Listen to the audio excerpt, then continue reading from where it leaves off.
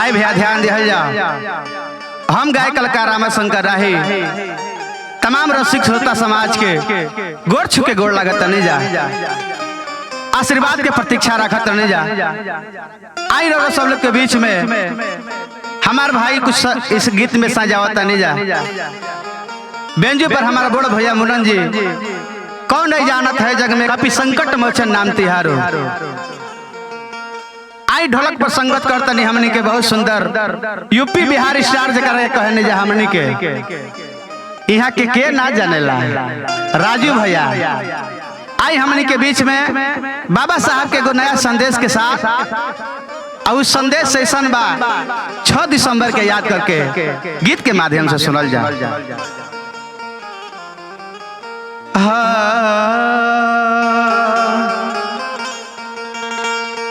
अरे की रोवता पूरा बहू जनवा साहेब भइल सपनवा। तब बाबुआ सत्येंद्र जब भी नमा बुझाई करते हुए तने मन मिजाज से काम करे के बा। कि रोवत पूरा बहू जनवा साहेब भइल सपनवा।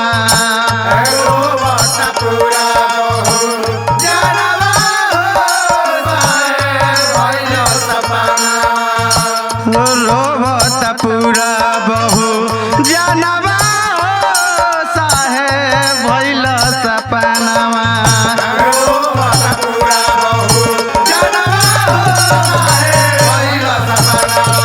रोवत पूरा बहू जनवा साहेब भइल सपनवा।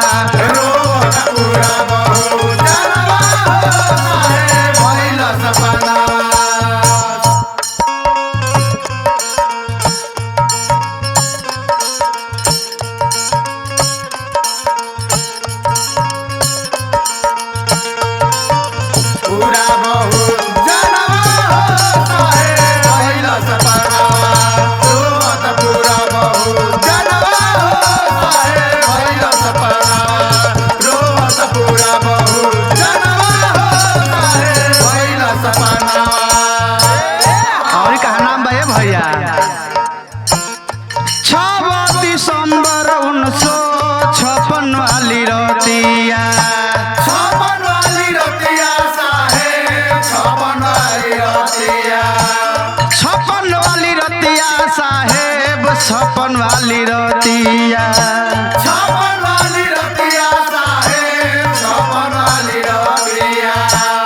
6 दिसंबर 1956 वाली रतिया 56 वाली रतिया साहेब 56 वाली रतिया। तब भइल काहे राजू भैया अचके में छूटल सासवा साहेब भइले सपनावा।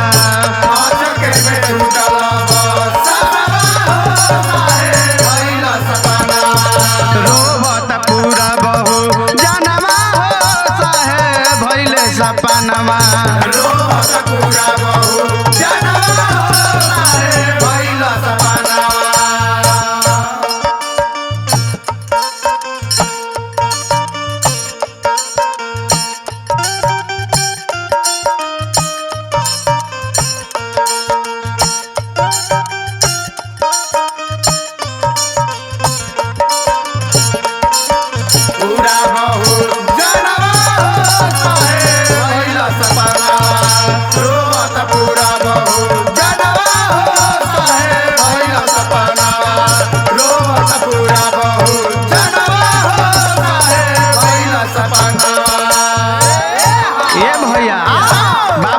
याद करके धरती अंबर सभे रोवता।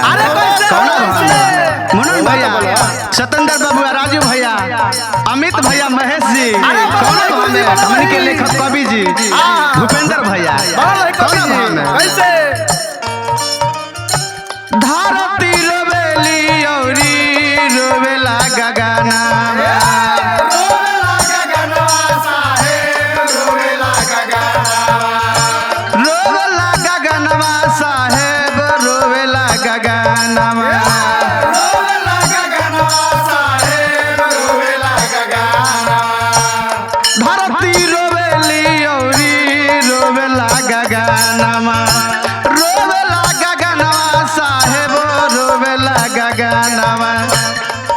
तौरी का बबुआ वो दिन गजबे रहे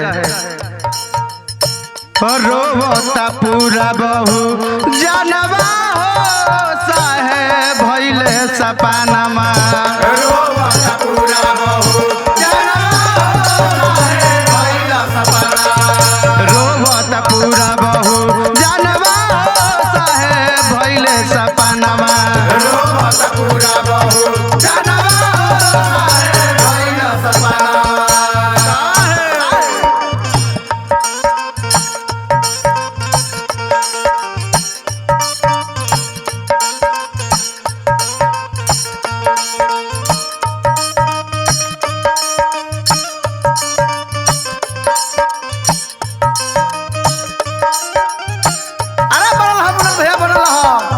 पूरा बहू जानवा हो साहे भइले सपनावा रोवता पूरा बहू जानवा हो साहे भइले सपनावा।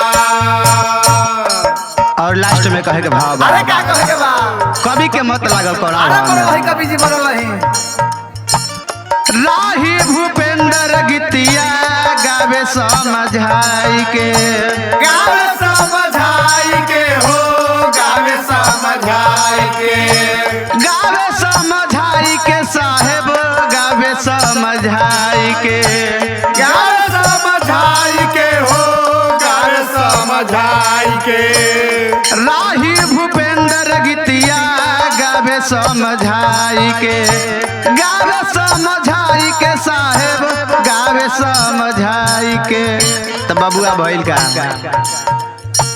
शौको में डूबल बाजा हनवा हो साहेब भइल सपनामा शौक में डूबल बाजा हनवा हो साहे भइले सपना रोवत पूरा बहू जानवा हो साहेब भइल सपनामा